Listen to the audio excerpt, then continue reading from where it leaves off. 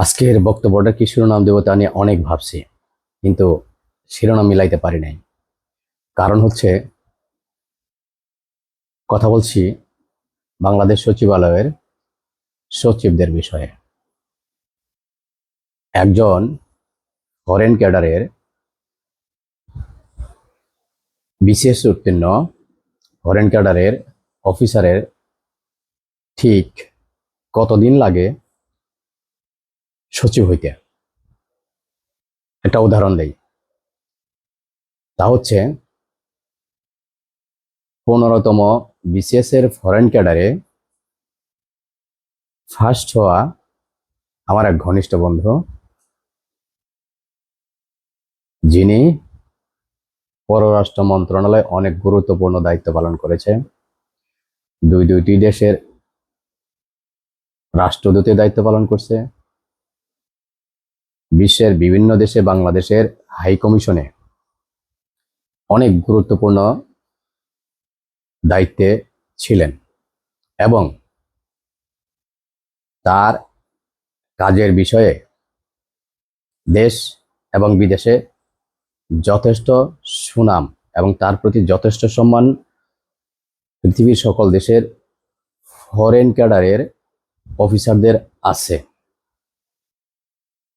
তিনি 15 ব্যাচের foreign ক্যাডারের first হয়েছিলেন।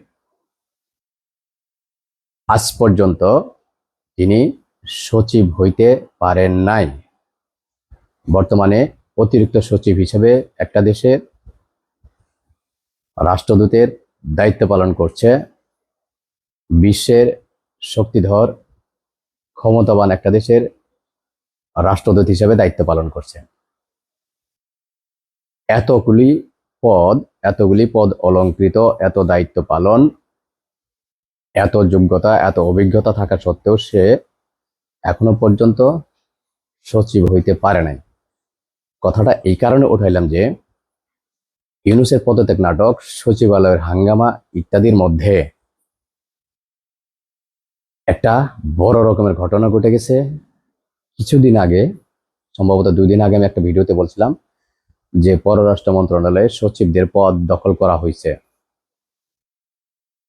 এবং তারা কারা সে বিষয়ে বলবো। আজকে আমি কয়েকটা মন্ত্রণালয়ের বিষয়ে আপনাদেরকে ধারণা দিচ্ছি। এই হাঙ্গামার মধ্যে সচিবালয় কিভাবে দখল করছে লালবদর, কিশোর গ্যাং, জুলাই সন্ত্রাসীরা। এখন তাদের তালিকা প্রকাশ করছি, আপনারা দেখে নেন। পল্লী উন্নয়ন ও সমবায় মন্ত্রণালয় দায়িত্ব নিছে শিশু চোট্টা আসিফের গার্লফ্রেন্ড ফাইজা বিনতে আজাদ। তার পদ অন্তর্বর্তীকালীন অন্তর্বর্তীকালীন সচিব। একইভাবে স্বাস্থ্য ও পরিবার কল্যাণ মন্ত্রণালয়ের দায়িত্ব নিছে নাহিদ বুশরা। তার পদের নাম অন্তর্বর্তীকালীন সচিব। শিক্ষা মন্ত্রণালয়ের দায়িত্ব নিছে মাজেদুর সৌরভ। তার পদ অন্তর্বর্তীকালীন সচিব। সংস্কৃতি বিষয়ের মন্ত্রণালয়ের দায়িত্ব নিছে সাইফুল্লাহ। তারও পদ অন্তর্বর্তীকালীন সচিব। ভূমি মন্ত্রণালয় দায়িত্ব নিছে আসাদুল ইসলাম মুকুল। তারও পদ অন্তর্বর্তীকালীন সচিব। কৃষি মন্ত্রণালয়ের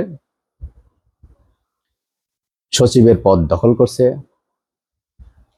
বহুল পরিচিত বাটপার গোলাম মুর্তজা। গত 10 দিন ইউনূস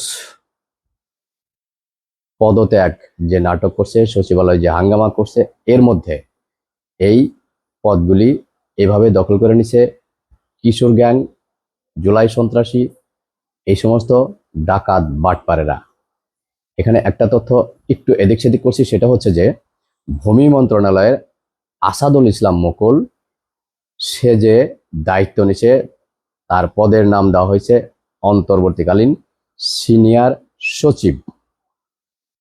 এই ফাঁকে সন্ত্রাসী কিশোর গ্যাং ডাকাত লাল বদররা সচিবালয় ঠিক কিভাবে দখল করে নিছে, আর তারা কিভাবে কর্মকাণ্ড করবে, কাজ করবে, যাদের একটা মুদি দোকান চালাবার মতো বুদ্ধি, অভিজ্ঞতা কোনো কিছুই নাই। আপনারা চিন্তা করে দেখেন দেশটাকে এরা কোথায় কিভাবে নিয়ে গেছে। আর একটা বিষয় হচ্ছে যে সচিবালয়ে প্রবেশাধিকার 2 দিন টোটালি বন্ধ ছিল, এরপরে আবার সেটাকে শিথিল করা হয়েছে, সপ্তাহে 2 দিন দর্শনার্থী প্রবেশ করতে পারবে। এই যে কিশোর গ্যাং সন্ত্রাসী লাল বদরেরা মন্ত্রণালয় সচিব পদ দখল করে নিল এবং দর্শনার্থী প্রবেশ নিষিদ্ধ করলো, তাহলে সচিবালয়ে বসে তারা কি কর্মকাণ্ড করবে? আপনাদের মন্তব্য জানার অপেক্ষায় থাকবে।